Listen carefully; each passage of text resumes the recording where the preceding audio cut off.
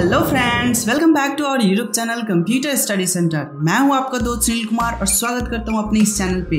हम सीख रहे हैं फोटोशॉप और फोटोशॉप सीखने की सीरीज में हम टूल्स को डिस्कस कर रहे थे और हमने लास्ट टाइम कौन सा टूल डिस्कस किया है? हाँ बिल्कुल, हमने पेन टूल को डिस्कस किया है। अभी मैं यहाँ पे दिखा दूँ, अभी तक हमने जो टूल्स को डिस्कस किया है वो था हमारा पेन टूल, और पेन टूल के अंदर हमने बहुत सारे इसके टाइप्स हैं, इन सारे टाइप्स को भी डिस्कस किया है। एक्चुअली अगला जो हमारा टूल्स है वो है टाइप टूल, बट आज की इस क्लास में हम टाइप टूल को डिस्कस नहीं करेंगे क्योंकि आगे के जो टूल्स हैं वो पेन टूल से ही रिलेटेड है। तो हमने लास्ट क्लास में जो पेन टूल को डिस्कस किया था तो हम क्या कर रहे हैं, तो उसी को आगे कंटिन्यू कर रहे हैं। ठीक है, पेन टूल के जस्ट नीचे जो हमारा एक और टूल है जिसको हम बोल रहे हैं selection tool, path selection tool, direct selection tool. ये दो टाइप के टूल है जिसके बारे में हमने थोड़ा सा जिक्र हमने प्रीवियस क्लास में भी किया था, जिसमें हमने पेन टूल बनाया था। ठीक है, लेकिन उसी से रिलेटेड कुछ और भी हैं, जैसे कि यहाँ पे प्रीडिफाइंड शेप्स हैं और सबसे लास्ट में है कस्टम शेप्स। तो यहाँ पे बहुत सारे आपको शेप्स मिल जाएंगे और हमने पेन टूल में भी शेप्स बनाना देखा था, पाथ बनाना देखा था और भी हमने बहुत सारी चीजें को सीखा था। तो उसी से रिलेटेड हम कुछ और आज हम बात कर रहे हैं। यूँ समझ लीजिए कि हमारा पेन टूल का आज हमारा लेक्चर 2 होने वाला है, क्योंकि उसी से रिलेटेड कुछ आज हम देखने वाले हैं। अगर मैं थोड़ा सा पेन टूल के बारे में डिस्कस करूं तो यहाँ पे मैं पेन टूल लेके मैं बहुत ही इजीली कोई भी हम ड्राइंग कर सकते हैं, कोई भी शेप्स बना सकते हैं। यहाँ पे प्रॉपर्टी में आपका शेप सिलेक्टेड होना चाहिए, और अगर आप कोई सिलेक्शन कर रहे हैं तो यहाँ पे आपका पाथ सिलेक्टेड होना चाहिए। ठीक है, तो अभी मैं शेप्स डिजाइन करने वाला हूँ। मैं एक छोटा सा न्यू लेयर पे शेप्स क्रिएट कर रहा हूँ। यहाँ पे आप देखेंगे बहुत ही बेसिक सा एक मैं यहाँ पे शेप्स बना रहा हूँ, और ये हमने एक शेप्स बना लिया। ठीक है, लेकिन ये शेप्स केवल और केवल अभी पाथ बना है। अब मैं इसमें कलर भरूंगा या फिर जो भी है, तो ये हमने कैसे बनाया, तो पेन टूल के मदद से बनाया हुआ है। ठीक है, और यहाँ पे हमारा क्या सिलेक्टेड है, शेप्स सिलेक्टेड है। ठीक है, इसमें क्या अंतर है, तो यहाँ पे आप देखेंगे कि हमारा जो लेयर है उस लेयर में एक छोटा सा आइकन बना हुआ है जो कि ये बता रहा है कि ये जो हमने बनाया है ये हमारा एक वेक्टर है। और मैं इसमें क्या कर रहा हूँ, तो यहाँ पे कोई एक कलर फिल कर देता हूँ, जैसे कि हमने यहाँ पे एक कलर फिल कर दिया। ओके, तो ये हमारा कलर आ गया है। तो ये अब हमारा बहुत ही बेहतरीन सा एक स्टार बन चुका है। लेकिन अभी मैंने जो बात किया था वेक्टर का, वो वेक्टर क्या होता है तो उसको जरा समझे हम। इवन हमने पिछले क्लास में वेक्टर के बारे में कुछ हमने इंट्रोडक्शन दिया था। एक्चुअली मैं बताऊं कि वेक्टर क्या है। कोई भी शेप्स या इमेज जो होता है वो दो टाइप्स के होते हैं, एक होता है रास्टर एंड एक होता है वेक्टर। रास्टर एंड वेक्टर में क्या डिफरेंस है, तो अभी जो मैंने शेप्स बनाया ये हमारा बना था वेक्टर से। अभी मैं इसको क्या कर रहा हूँ, सेम चीज मैं पाथ सेलेक्ट कर ले रहा हूँ। यहाँ से प्रॉपर्टी से जाके हमने पाथ ले लिया। अब मैं क्या कर रहा हूँ, एक न्यू लेयर ले रहा हूँ और फिर मैं सेम इमेज को ड्रॉ कर रहा हूँ। ओके, मैंने सेम इमेज को यहाँ पे ड्रॉ किया न्यू लेयर पे। ठीक है, अब मैं इसमें कोई कलर फिल कर देता हूँ। कलर मैं यही वाला ले लेता हूँ। ओके, और कलर लेने के बाद हमें इसका सिलेक्शन करना पड़ेगा, मेक सिलेक्शन। तो हमने यहाँ पे सिलेक्शन पे क्लिक करके ओके मैंने कर लिया। ये हमारा सिलेक्शन हो चुका है और जस्ट अब हमने फिल करना है फॉरग्राउंड कलर को। तो इसके लिए मैं एक शॉर्टकट यूज कर रहा हूँ, अल्ट बैक स्पेस। तो यहाँ पे ये फिल हो चुका है और सिलेक्शन हटाने के लिए मैं डीसेलेक्ट कर रहा हूँ, कंट्रोल डी। अच्छा, अब आपको यहाँ पे दोनों में माइनर से एक डिफरेंस दिख रहा होगा। जो हमारा वेक्टर वाला शेप्स है इसमें क्या हो रहा है, तो रेड रेड सा आउटलाइन आ रहा है, बट जो हमने रास्टर बनाया था इसमें आउटलाइन नहीं आ रहा। तो ये कोई बड़ा सा इशू नहीं है। मैं फिर से क्या कर रहा हूँ, शेप्स पे आके मैं इसका जो आउटलाइन है उसको मैं यहाँ से बंद कर देता हूँ। ठीक है, तो अब ये दोनों लगभग सेम इमेज बन चुका है, लेकिन ये दोनों में डिफरेंस है, बहुत बड़ा डिफरेंस है। ठीक है, इनका अगर मैं लेयर से दिखाऊं तो लेयर की तरफ आप देखेंगे तो यहाँ पे एक शेप्स नाम से बना हुआ है जिसपे ये छोटा सा आइकन बना हुआ है जो कि ये बता रहा है कि ये वेक्टर है। और लेयर 1 जो है इस पे कोई आइकन अलग से नहीं बना हुआ है जो कि ये रास्टर है। इन दोनों में डिफरेंस क्या होता है, तो इन दोनों का डिफरेंस ये होता है कि अगर हम चाहें कि इसको कलर प्रॉपर्टी को चेंज कर ले तो आप यहाँ से बिल्कुल वेक्टर वाले को जब चाहे तब इजीली चेंज कर सकते हैं। बट अगर आपको लेयर वाले पे काम करना है तो उसके लिए आपको फिर से रिसेलेक्ट करना पड़ेगा। सिलेक्ट करने के बाद आपको फिर से इसमें कोई दूसरा कलर वगैरह फिल करना पड़ेगा, तो इसमें ज़्यादा प्रोसेस हो जाता है। ठीक है, लेकिन ये कोई बड़ा सा इशू नहीं है, बड़ा सा मैटर नहीं है। मैटर जो है वो कुछ अलग ही है। अलग क्या है, तो अभी मैं लेयर वाले को सिलेक्ट कर रहा हूँ, यानी कि रास्टर्ड इमेज को सिलेक्ट करके कंट्रोल टी करता हूँ और कंट्रोल टी करके इसको मैं रिसाइजिंग करता हूँ, बहुत ही मैंने छोटा करके ओके कर लिया। ठीक है, अभी मैं फिर क्या कर रहा हूँ कि कंट्रोल टी करता हूँ और फिर इसको मैं यहाँ से इंक्रीज कर रहा हूँ। वाओ, आप यहाँ पे नोटिस करेंगे कि इसका जो क्वालिटी है, इमेज क्वालिटी है, वो क्या हो चुका है, तो पिक्सेलेट हो चुका है। यहाँ पे वो उसकी जो क्वालिटी है वो बेकार हो चुका है, आपको यहाँ पे बड़े इजिली दिख रहा होगा, ठीक है। और मैं सेम प्रोसेस शेप्स पे कर रहा हूँ, जो मेरा वेक्टर शेप्स है। अभी लेयर मेरा देख सकते हैं सिलेक्टेड है, ठीक है। अभी मैं कंट्रोल टी करके मैं इसको रिसाइजिंग कर रहा हूँ। यहाँ पे ये मैंने बहुत ही छोटा कर लिया, ओके। और फिर से मैंने कंट्रोल टी किया। अब मैं इसके साइज को बढ़ा रहा हूँ। यहाँ पे ये मेरा साइज फिर से बढ़ चुका है, लेकिन यहाँ पे आप क्या देख रहे हैं, तो इसमें कोई पिक्सेलेट नहीं हो रहा, इसमें कोई डिफरेंस नहीं हो रहा, बिल्कुल हमारा ज्यों का त्यों रह गया, जैसा पिक्सल था वो वैसा ही रह गया, यानी कि क्वालिटी में कोई अंतर नहीं आ रहा है ना। बहुत ही इंटरेस्टिंग चीज़। तो इसलिए हमें ज़्यादा प्रेफर करना चाहिए कि जो भी अगर हम शेप्स डिजाइन कर रहे हैं या फिर लोगो डिजाइन कर रहे हैं या फिर कुछ हम इस टाइप का कुछ काम कर रहे हैं, तो वो हमारा वेक्टर से होना चाहिए। क्योंकि अगर हम इसके साइज में कोई भी अल्टरेशन करते हैं तो हमारे इमेज या जो भी शेप्स है उसकी क्वालिटी में कोई इशू ना आए, कोई प्रॉब्लम ना हो। आई होप कि आपको क्लियर हो चुका होगा। लेकिन और भी हम बेहतर क्लियर करने के लिए, वेक्टर एंड रास्टर में कंफ्यूजन ना हो, इसके लिए हम क्या करते हैं कि इन दोनों लेयर को मैं पहले डिलीट कर लेता हूँ, ओके। उसके बाद अब मैं क्या करता हूँ कि मेरे पास एक इमेज है। अब मैं इस इमेज को यहाँ से मूव करके लेके जा रहा हूँ, अपने इस इमेज में लेके आ रहा हूँ ताकि ये एक न्यू लेयर पे आ जाए और आप इसको इजिली समझ सके, ठीक है। मैं इसका कंट्रोल जे कर लेता हूँ। कंट्रोल जे से क्या होता है, तो कॉपी हो जाता है। आप यहाँ पे देख सकते हैं कि हमारा ये दोनों लेयर कॉपी हो चुके हैं, ओके। तो अब मैं क्या कर रहा हूँ कि कॉपी जो लिया हुआ है इसको मैं ऑफ कर लेता हूँ और जो मेरा लेयर 1 है मैं उसको एक साइड रख लेता हूँ, ठीक है। अब मैं इस इमेज को रिसाइज करने वाला हूँ, छोटा करने वाला हूँ, तो ट्रांसफॉर्म करूंगा। ट्रांसफॉर्म का शॉर्टकट ये होता है कंट्रोल टी करते ही यहाँ पे सिलेक्शन वाले डॉट्स आ चुके हैं। अब मैं इसको इजीली रिसाइज कर सकता हूँ। मैंने छोटा किया, मैंने एंटर बटन प्रेस करके ओके कर लिया, देन फिर से कंट्रोल टी किया, देन फिर हमने इसको ओपन किया। यहाँ पे आप देखेंगे बिल्कुल ही ये फोटो खराब हो चुका है, इतना गंदा लग रहा है देखने में। आप बिल्कुल देख सकते हैं, बिल्कुल फेस ही पहचान नहीं आ रहा, बिल्कुल ही इसका जो क्या हो चुका है, पिक्सेलेट हो चुका है। जो भी एक्स्ट्रा पिक्सल होते हैं वो सब कुछ रिमूव हो गया। एक्चुअली होता ये है ना कि कोई भी इमेज है, जब हम उसको छोटा करते हैं तो वो छोटे साइज में परफेक्ट दिखाने के लिए जो एक्स्ट्रा पिक्सल्स होते हैं उन सबको डिलीट कर देते हैं, ठीक है। तो वो साइज छोटा हो गया, लेकिन अब छोटे से को बड़ा करेंगे तो वो जाहिर सी बात है कि वो पिक्सेलेट हो जाएगा, वो फटने लगेगा, उसकी इमेज की क्वालिटी जो है वो खराब हो जाएगा।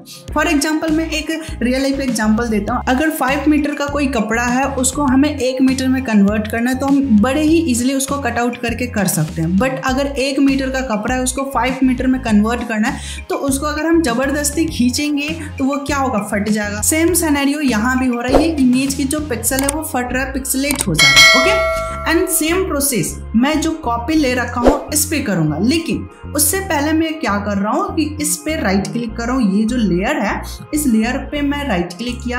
राइट क्लिक करने के बाद यहाँ पे हमें एक ऑप्शन दिख रहा है, convert to smart object, okay. Convert to smart object जैसे ही हमने इस पे कन्वर्ट कर दिया, आप यहाँ पे देखेंगे कि फिर से जैसे वेक्टर पे एक छोटा सा आइकन बन के आ रहा था, वैसे ही यहाँ पे एक आइकन बन चुका है। एक्चुअली ये क्या करता है कि जो इमेज की जो फॉर्मेट होता है उसको वो चेंज कर देता है, ठीक है। अब मैं इस इमेज पे कंट्रोल टी करता हूँ। कंट्रोल टी करने के बाद आप यहाँ पे देख सकते हैं कि ये बिल्कुल ही क्रॉस टाइप का बिल्कुल अलग तरीके का सिलेक्शन बन रहा है और इसको मैं रिसाइजिंग कर रहा हूँ, बिल्कुल छोटा कर दिया मैंने, ठीक है। और जस्ट मैंने यहाँ से ओके कर लिया, फिर से मैंने कंट्रोल टी किया, देन फिर से मैं इसको बड़ा साइज में कर रहा हूँ। वाओ, कोई क्वालिटी में कोई प्रॉब्लम नहीं आ रहा, बिल्कुल हमारा जैसा था वैसा का सेम टू सेम रह गया। आई होप कि आपको बहुत इंटरेस्टिंग लगा होगा, आपको कुछ नया ट्रिक सीखने को मिला होगा। तो इस ट्रिक पे तो एक लाइक जरूर बनता है, तो हमारे इस वीडियो को एक लाइक जरूर कर दें ताकि हमारा मोटिवेशन बना रहे, ठीक है। तो अब हम आपको कुछ और भी बहुत ही इंपॉर्टेंट और बेसिक चीजें बताते हैं, ठीक है। जैसे कि अभी मैं देखिए, मैं यहाँ पे ब्रश टूल लेता हूँ, तो ये देखिए नो वर्किंग, यहाँ पे आप देख सकते हैं ये जो सिंबल है ये नो वर्किंग आ रहा है, ठीक है। अगर मैं यहाँ पे कोई इरेजर टूल ले लेता हूँ, ठीक है, जैसे कि ई फॉर इरेजर टूल मैंने ले लिया, यहाँ पे कुछ काम नहीं कर रहा है, ठीक है। तो एक्चुअली यहाँ पे क्या हो रहा है, ये जो ऑब्जेक्ट है अब ये स्मार्ट ऑब्जेक्ट बन चुका है, अब मैं इस पर कोई भी एडिटिंग नहीं कर सकता, ये एक छोटा सा प्रॉब्लम है। तो एडिटिंग कैसे होगा, ये समस्या है। तो इस समस्या को दूर करने के लिए इस लेयर का जो थंबनेल साइज वाला जो इमेज है उस पर मैं डबल क्लिक कर रहा हूँ। यहाँ पे आप देख सकते हैं मैंने कहाँ पर डबल क्लिक कर रहा हूँ, ये जो आइकन बना हुआ है इस पर आप डबल क्लिक करेंगे, ठीक है। तो डबल क्लिक करते ही क्या होगा कि एक न्यू फाइल ओपन हो जाएगा, ठीक है। अब फाइल कैसा है जरा मैं इसको दिखा दूँ, तो आप यहाँ पे देखेंगे अभी जो मेरा करंट लेयर खुला हुआ है, जो मेरा न्यू इमेज ये वाला ओपन हुआ है न्यू फाइल, इसका एक्सटेंशन को जरा आप देखेंगे तो यहाँ पे एक्सटेंशन लिख रहा है .psb, ओके। लेकिन अगर मैं पीछे वाला इमेज की दिखाऊं तो इसका एक्सटेंशन क्या है, .jpg है। तो jpg है तो इसकी क्वालिटी कम हो सकता है, बट psb का क्वालिटी कम नहीं हो रहा। इवन मैं बात करूं तो फोटोशॉप के अंदर ये जो इमेज है इसको कुछ दूसरे फॉर्मेट में इसको ओपन कर रहा है, ठीक है, ताकि ये पिक्सेलेट ना हो सके, इसकी जो क्वालिटी है बरकरार रखे। और ये जब भी इसमें हमें एडिटिंग करना होगा हम इसको सेपरेट लाकर एडिटिंग करेंगे, और जैसे ही हम इसको क्लोज करेंगे ये क्या होगा वहाँ पर रिफ्लेक्ट करेगा। फॉर एग्जाम्पल अगर मैं इरेजर टूल ले लेता हूँ और मैंने यहाँ से कुछ कॉर्नर कुछ पार्ट्स को मैं यहाँ पे इरेज कर देता हूँ, मैं बस ऐसे ही कुछ बना नहीं रहा हूँ, बस फॉर समझने के लिए कुछ मैं यहाँ पे एडिट कर ले रहा हूँ ताकि हमें पता चल सके, ठीक है। ये मैंने काम कर लिया, अब मैं इसको कर रहा हूँ क्लोज, सिंपली क्लोज, कुछ नहीं करना, सेव वगैरह कुछ नहीं करना, जस्ट आपको यहाँ से क्लोज करना है। और यस, जैसे हमने इसको क्लोज किया आप यहाँ पे देखेंगे ये जो मेरा इमेज है जो भी मैंने इरेज किया था वहाँ पे वो यहाँ पर रिफ्लेक्ट कर रहा है, ठीक है। लेकिन इसकी क्वालिटी में कोई इशू नहीं आ रहा। तो अभी हमने क्या क्या समझा, तो अभी हमने किसी ऑब्जेक्ट को स्मार्ट ऑब्जेक्ट में कैसे कन्वर्ट करना है वो हमने सीखा, और स्मार्ट ऑब्जेक्ट को एडिट कैसे करना है वो भी हमने सीखा कैसे करना है। तो इस पर डबल क्लिक करना है तो इसका एक न्यू फाइल ओपन हो जाएगा। आफ्टर एडिटिंग जैसे ही आप क्लोज करेंगे उसका रिफ्लेक्शन आपका मेन इमेज पे पड़ेगा, जो मेन आपका प्रोजेक्ट इमेज होगा उस पे पड़ जाएगा, ठीक है। तो ये हमने समझ लिया रास्टर एंड वेक्टर में क्या डिफरेंस है, इसको हमने बड़े ही इजीली तरीके से और आसान भाषा में इसको हमने अंडरस्टैंड कर लिया, ठीक है। अब मैं इस लेयर को डिलीट कर देता हूँ। अब जो इम्पोर्टेंट टॉपिक है उसको जरा अब हम डिस्कस कर लेते हैं। तो हमारा जो मेन आज का जो टॉपिक है वो हम देखेंगे कुछ शेप्स के बारे में, वेक्टर शेप्स के बारे में। वेक्टर शेप्स होता क्या है और हम उसको कैसे कैसे यूज कर सकते हैं, उसकी प्रॉपर्टी क्या है। तो हमने लास्ट क्लास में पेन टूल डिस्कस किया था, उसके बाद हमने कुछ पाथ सिलेक्शन टूल के बारे में भी डिस्कस किया था। फिर भी आज भी हम इसके बारे में समझेंगे, इन दोनों टाइप में क्या अंतर है, क्यों डिफरेंस है, ये दोनों इनको भी समझेंगे। और अभी हम समझने वाले हैं यहाँ पे शेप्स के बारे में। यहाँ रेक्टेंगल टूल है, राउंडेड रेक्टेंगल टूल है, एलिप्स है एंड पॉलीगन टूल्स है। तो आई होप कि आपको समझ में आ रहा होगा, जो जैसा है वैसा यहाँ पे अपने आप को ड्रॉ करेगा। लेकिन इसमें मेन जो समझने वाली बात है इसकी प्रॉपर्टी को, इसको यूज करना, इसमें हम कैसे इसको हैंडल कर सकते हैं, कैसे इसके प्रॉपर्टी को यूज कर सकते हैं, वो इंपॉर्टेंट है, ओके। तो मैं यहाँ से एक सबसे पहला रेक्टेंगल शेप्स ले लेता हूँ और रेक्टेंगल शेप्स लेने के बाद मैं अपनी इमेज में ड्रॉ कर रहा हूँ, ठीक है। जैसे मैंने वेक्टर बनाया, यहाँ पे आप देखेंगे कि एक प्रॉपर्टी वाला पैनल इसका ओपन हो चुका है। अब हमें जो समझना है इसके प्रॉपर्टी को ही समझना है। मेन हमारा फोकस आज का यही, आज क्लास का, कि इसके प्रॉपर्टी, वेक्टर प्रॉपर्टी को समझना, ओके। सेम चीज आपको वहाँ ऊपर साइड में भी दिख जाएगा, लेकिन वही सारी चीज यहाँ भी है। तो हम डायरेक्ट इस पैनल को ही समझते हैं। तो यहाँ पे प्रॉपर्टी पैनल है, सबसे पहले है विड्थ है, हाइट है, X axis and Y axis. X Y इसके पोजीशन को बता रहा है एंड डब्ल्यू एच इसके हाइट को बता रहा है, ठीक है। यहाँ पे पहला वाला जो कलर है वो फील कलर है एंड सेकंड जो कलर है आपको रेड कलर का दिखाई दे रहा है, ये है स्ट्रोक कलर। स्ट्रोक को अगर मैं यहाँ पे दिखाऊं आपको तो ये आप देख सकते हैं, ये हमारा जो इमेज है, मैं इसके स्ट्रोक को दिखा रहा हूँ अभी। यहाँ पे आप देख सकते हैं ये स्ट्रोक हमारा बना हुआ है रेड कलर का, ठीक है। ये जो रेड कलर का आपको आउटसाइड लाइनिंग दिखाई दे रहा है इसी को हम बोलते हैं स्ट्रोक, यानी कि बॉर्डर को स्ट्रोक बोलते हैं। अभी स्ट्रोक की विड्थ कितनी है, 2.5 पिक्सल है। अच्छा, आप यहाँ पे देखेंगे ये जो मेरा स्काई ब्लू कलर है और यहाँ पे जो रेड कलर है, इनके बीच में एक और कलर आपको दिखाई दे रहा है, ठीक है, जो कि कुछ डिफरेंट कलर है, इन दोनों का कॉमन कलर है, ठीक है। ये ऐसे क्यों हो रहा है? ये जो हमारा फोटोशॉप है ये हमारा वेक्टर बेस एप्लीकेशन नहीं है, ये हमारा रास्टर बेस है, यानी कि हम यहाँ पे इमेज वाले पिक्सल पे काम करते हैं, इसलिए इसको हम बोलते हैं रास्टर बेस। वेक्टर बेस जो होता है वो होता है इलस्ट्रेटर, वो एक एडोब का ही अलग ही सॉफ्टवेयर होता है, एडोब इलस्ट्रेटर। वो जो होता है वो वेक्टर बेस होता है, उसमें जो भी काम होता है वेक्टर पे ही काम होता है, लेकिन यहाँ पे रास्टर पे काम होता है और ये वेक्टर को समझ नहीं पाता, तो इसलिए ये क्या करते हैं कि दोनों में मिक्स कर देता है। एक्चुअली यहाँ पे जब भी अगर हमें कोई भी नंबर या कोई भी पॉइंटिंग देना होगा तो हमें डेसिमल में नहीं देना है, इस चीज़ को आपको ध्यान रखना है। जैसे मैं यहाँ पे 2 है, 2.5 था, जस्ट मैंने 2 कर दिया, तो यहाँ पे आप देखेंगे कि 2 पिक्सल का यहाँ पे क्या हो रहा है, तो बॉर्डर बना हुआ है, ठीक है। अगर मैं यहाँ पे 3 पिक्सल कर दूँ तो यहाँ पे 3 पिक्सल बन रहा है, बट यहाँ पे अगर हम 2.5 3.5 करेंगे या फिर मैंने कर दिया 2.35 अगर हमने कर दिया, जैसे मैंने एंटर बटन प्रेस किया आप यहाँ पे देख सकते हैं कि यहाँ पे जो कलर क्वालिटी है वो चेंज हो चुका है। इसलिए जब भी आप काम करें पॉइंट में ना दें, जो भी दें परफेक्ट एकदम कांस्टेंट नंबर दें, 2 दें या 3 दें। ओके, तो ये हमने समझ लिया इसके स्ट्रोक की विड्थ के बारे में। आगे जो हमारा पास जो टूल है वो है बॉर्डर की डिजाइनिंग के बारे में। अगर हमें डॉटेड चाहिए, आप यहाँ पे देख सकते हैं ये डैश से डैश करके यहाँ पे बना हुआ है। अगर मैं इस इमेज को छोटा करूँ और तो छोटा पे तो ये दिख नहीं रहा, थोड़ा सा और मैं बड़ा कर लेती हूँ, ठीक है।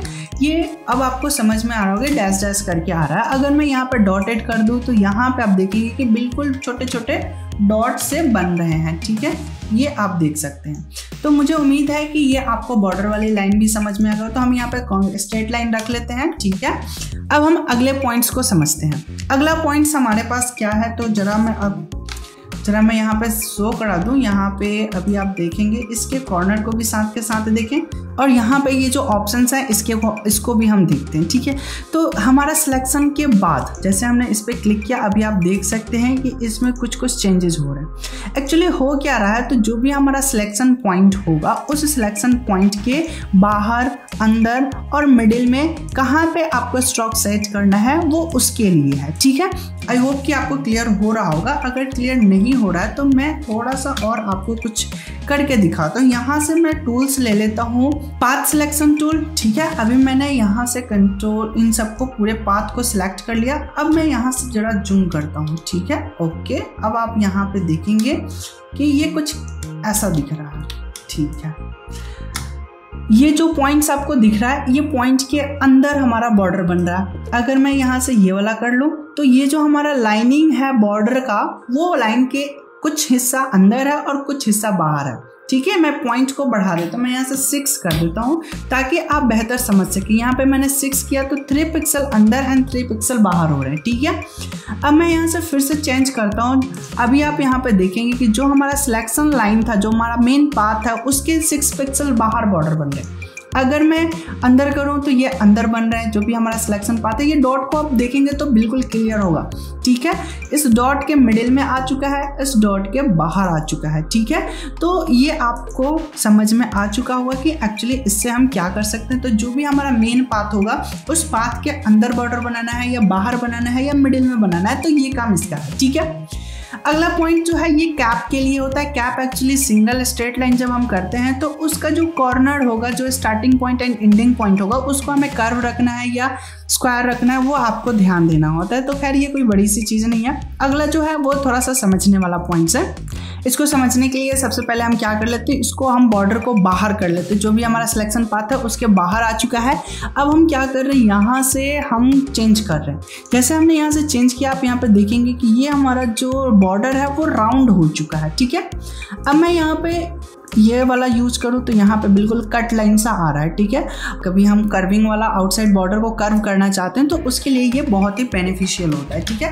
तो आई होप कि ये बात आपको समझ में आ चुका होगा कि ये एक्चुअली हो क्या रहा है, कैसे हो रहा है। इसको और बेहतर समझने के लिए हम इसकी पिक्सल्स को और बढ़ा देते हैं ताकि हमें और बेहतर समझ में आए। तो यहाँ पे आप देख सकते हैं कि इसका जो आउटसाइड कॉर्नर है वो कैसे राउंडिंग सा हो रहा है, ठीक है। अगर मैं यहाँ पे कट मार्क वाला सेट करूँ तो यहाँ पे आप देख सकते हैं कि चारों कॉर्नर इसका कटिंग हो रहा है। और यहाँ पे अगर मैं बिल्कुल कॉर्नर सेट करना चाहता हूँ तो बिल्कुल कॉर्नर सेट कर सकता हूँ, राउंडिंग सेट कर सकता हूँ और ये कट मार्क भी सेट कर सकता हूँ। तो अपनी चॉइस के हिसाब से आप कैसा डिजाइन तैयार करें, कैसा काम करें, आपका प्रोजेक्ट क्या है, और उसके हिसाब से आपको यहाँ पे सिलेक्ट करने होते हैं, ठीक है।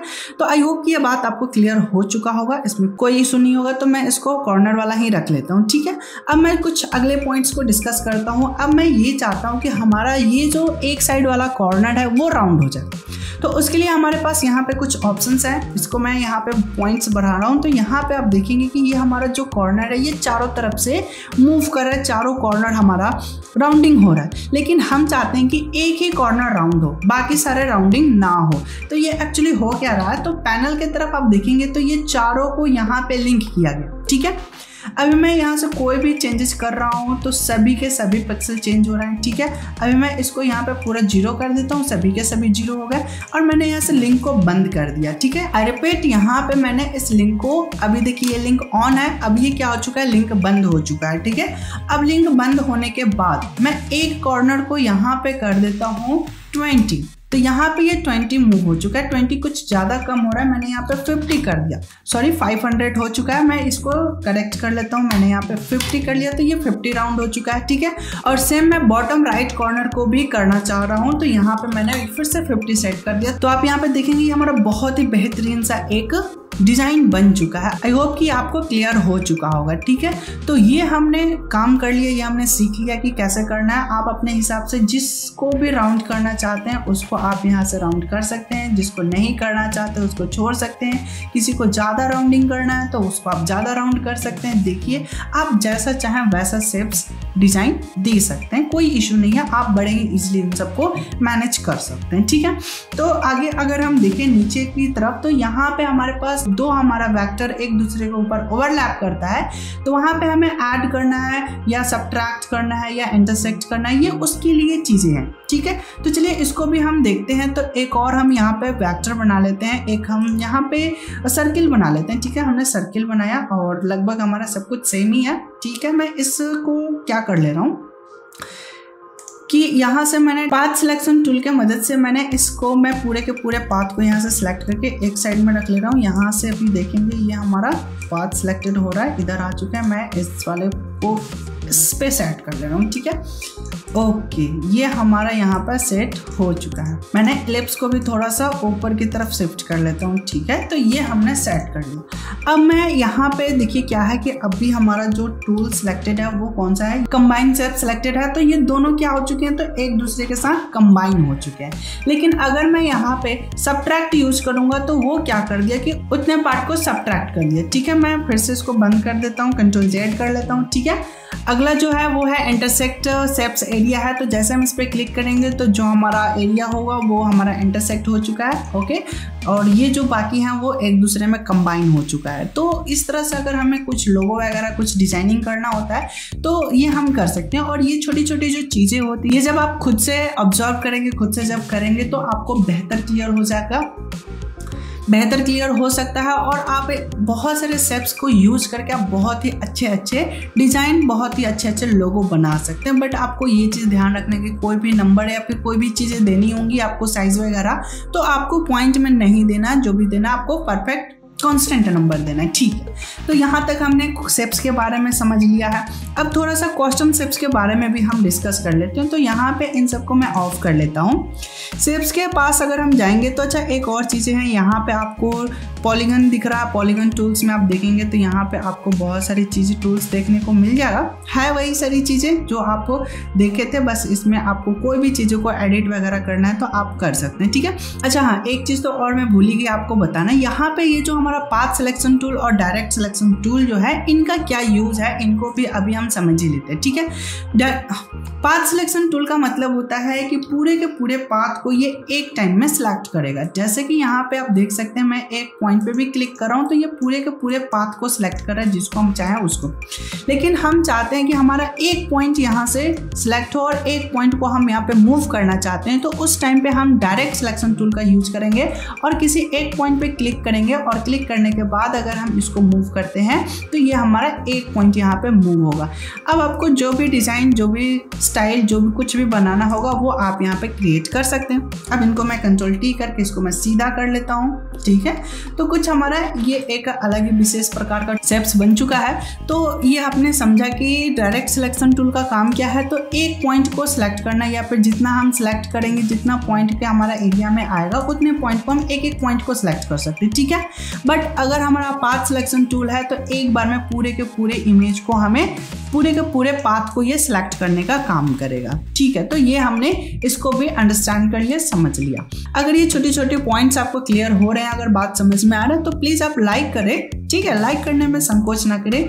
हम अपने अगले पॉइंट्स को बताते हैं। अगला टूल्स हमारे पास है जो लाइन टूल है। लाइन टूल क्या करता है कि एक पिक्सल का टूल क्रिएट करने में मदद करता है। और इसकी मैं स्ट्रोक को अभी ऑफ कर दूं तो यहाँ पे क्या बन रहा है, तो एक पिक्सल का एक लाइनिंग बन रहा। अगर कभी कभी क्या होता है कि हमें लाइनिंग बनाने की ज़रूरत पड़ जाता है 1 पिक्सल का, तो वहाँ पे आप इसका यूज़ कर सकते हैं। ठीक है,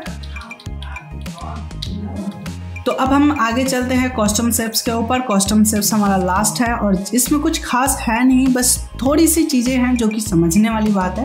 कस्टम शेप्स में यहाँ पे आपको कुछ शेप्स बने बनाए मिल जाते हैं। ठीक है, जैसे कि ये हमारा जो फोटोशॉप है ये 2020 है और इसमें जो शेप्स बने बनाए हैं, बहुत सारे फोल्डर्स बने हुए हैं। जैसे कि यहाँ पे आप देख सकते हैं, सबसे पहला आपको यहाँ पे दिखाई देगा लीफ ट्री, मतलब कि पत्ता वाला कुछ पेड़ है। यहाँ पे बहुत सारे ट्रीज बने हुए हैं, आपको जो भी चाहिए वो आप यहाँ से इजीली चूज कर सकते हैं। ठीक है, ये शेप्स पहले से बने हुए हैं। वाइल्ड एनिमल्स हैं, बहुत सारे एनिमल्स के बने हुए हैं, आपको जो चाहिए वो आप यहाँ से यूज कर सकते हैं, कोई इशू नहीं है, बड़े इजीली आप इन सबको यूज कर सकते हैं। ओके, इसी तरह से यहाँ पे बहुत सारे टूल्स बने हुए हैं। बोर्ड्स हैं, यहाँ पे आप देख सकते हैं बहुत ही अच्छे अच्छे यहाँ पे बोर्ड्स रखे हुए हैं।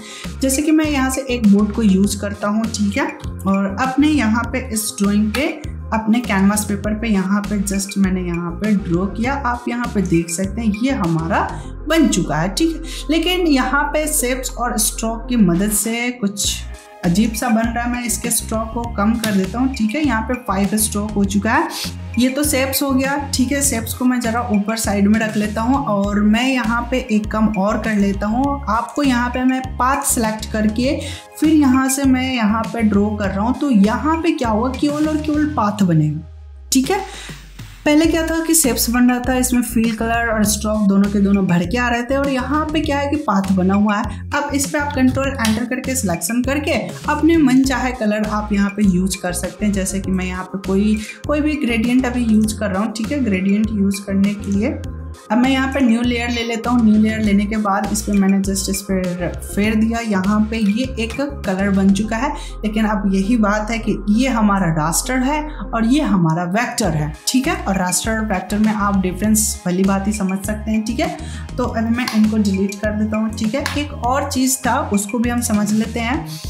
यहाँ पे मैंने ड्रॉ किया, लेकिन इस बार मैं पाथ के बजाय यहाँ पे क्या करता हूँ, पिक्सल करता हूँ, तो ये देखिए ये गायब हो चुका है। ठीक है, क्यों गायब हो चुका है, क्योंकि ये जो हमारा इमेज है, ये जो हमारा शेप्स है, ये वेक्टर को सपोर्ट करता है, पिक्सल को सपोर्ट नहीं करता है। ठीक है, तो ये यहाँ से गायब हो चुका है। एनीवे, हमने क्या समझा कि कस्टम शेप्स में हमारे पास बहुत सारे टाइप्स के शेप्स बने बनाए हैं, प्री डिफाइंड बने बनाए हैं। आपको बस इसमें क्या करना है, तो यूज करना। आप यहाँ पे देख सकते हैं बहुत अच्छे अच्छे फ्लावर्स का भी कलरफुल रखा हुआ है, फ्लावर्स भी रखे हुए हैं। आप यहाँ से इनको फ्लावर को यूज कर सकते हैं। बस मैंने यहाँ पे पाथ रखते हुए यहाँ पे कलर कर दिया और कंट्रोल एंटर करता हूँ मैं एक न्यू लेयर लेके। न्यू लेयर लेने के बाद कंट्रोल एंटर करने से क्या होगा कि ये जो हमारा पाथ था वो सिलेक्टेड हो चुका है। अब इसमें आपको कलरिंग करना है, तो आप कलरिंग कितना बेहतर कर सकते हैं वो आपके ब्रशिंग करने के ऊपर डिपेंड करता है कि आप इस पर कितना बेहतर कलर कर सकते हैं। ठीक है, तो ब्रशिंग करने के लिए हमने खैर पिछले क्लास में भी बहुत अच्छे से इन सबको डिफाइन किया हुआ है और बेशक आप उन सबको देख सकते हैं, कोई इशू नहीं आएगा। आप उन सबको आराम से देखें, कोई इशू नहीं है, आप आराम से उन सबको समझ सकते हैं। ठीक है, तो ये हमने अभी कंट्रोल डी किया। ये हमारा जो कुछ भी बना है ये हमारा कैसे बना है, तो रास्टर में बना है क्योंकि ये हमारा प्लेन लेयर है। ओके, अब इसमें आपको बहुत सारी चीज़ें जो हैं अगर आप ऐड कर देंगे तो ये बहुत ही सुंदर सा दिखने लगेगा। इसमें बहुत कुछ हैं, लेकिन हम लोग अगले क्लास में इन सबके लेयर, स्टाइल और बहुत कुछ ऐसी चीज़ें हैं जो अभी और भी सीखना है। अभी तो हमने केवल टूल्स को ही समझा है, लेकिन अभी फोटोशॉप बहुत बड़ा चीज़ है, इसमें बहुत कुछ है सीखने के लिए। ठीक है, तो हम धीरे धीरे सब कुछ समझेंगे, बट यहाँ तक आज की इस क्लास में हम यहीं रखते हैं। नेक्स्ट क्लास में हम टाइप टूल के बारे में समझेंगे, क्योंकि ये भी एक मोस्ट इंपॉर्टेंट टूल है जिसकी मदद से हम बहुत ही अच्छे तरीके से लिख सकते हैं। खैर, ये हमारे नेक्स्ट क्लास की बात है और आज की इस क्लास में हमने शेप्स, वेक्टर एंड रास्टर इन सब के बारे में डिफरेंस एंड इनके प्रॉपर्टीज को भी हमने यहाँ पे आज की इस क्लास में डिस्कस किया है और आपको कुछ नया और अच्छा सीखने को मिला है। तो प्लीज हमारे इस वीडियो को एक लाइक करें और अभी तक हमारे इस चैनल से नहीं जुड़े हुए तो हमारे इस चैनल को सब्सक्राइब करके जुड़ जाएं, ताकि आगे इस तरह के बहुत ही अच्छे अच्छे tips and trick and informative video आपको हमेशा मिलते रहे, और साथ के साथ बेल आइकन भी प्रेस कर ले ताकि जब भी कोई नई वीडियो अपलोड हो नोटिफिकेशन सबसे पहले आपके पास पहुंचे। और हाँ, अगर मेरा पढ़ाया हुआ समझाया हुआ आपको पसंद आ रहा है, समझ आ रहा है, तो आप अपने दोस्तों के साथ भी शेयर करें ताकि वो भी एक अच्छा फोटो डिजाइनर बन सके, ग्राफिक्स डिजाइनर बन सके और अपने लाइफ कैरियर को सेट कर सके और आत्मनिर्भर बन सके। तो मुझे उम्मीद है कि हमारे इस वीडियो लिंक को ज़्यादा से ज़्यादा लोगों तक शेयर करेंगे, अपने WhatsApp group, Facebook wall and Instagram page पे भी शेयर करेंगे। तो ज़्यादा से ज़्यादा लोगों तक शेयर करें और हमारा फ्री एजुकेशन प्रोवाइड करने का जो मिशन है उसको सक्सेसफुल बनाएं। Thanks for watching this video and take care. Bye bye.